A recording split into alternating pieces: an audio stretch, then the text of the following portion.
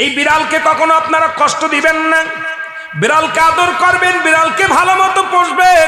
বিড়াল যদি কোনো জাতির জন্য দোয়া করে, কোনো গৃহস্থর জন্য দোয়া করে, ওই সংসারের মধ্যে উন্নতি শুরু হয়ে যায়।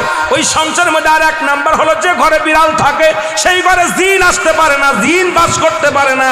আর একটা ঘোষণা শুনেন, নবীজি বলে গেছেন, যে ঘরের মধ্যে বিড়াল ছানা বাস করে ওই ঘরের মধ্যে জিন জাতি প্রবেশ করতে পারে না। তাহলে ছোট ছোট মাসুম বাচ্চাগুলো যে ঘরের মধ্যে থাকে, মুসলমান অনেক সময় জিনের আশ্রয় পড়ে যায়, অনেক সময় জিনে আসর করে, ওই ঘরের মধ্যে জিনে আসর করে।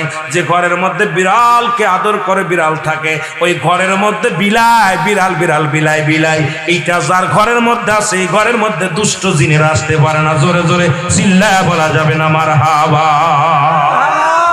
একবার নবী সুলাইমান আলাইহিস সালাম শুনতে পাইলেন পাশের বাড়িতে একটা কুকুরকে কষ্ট দিয়ে বিষ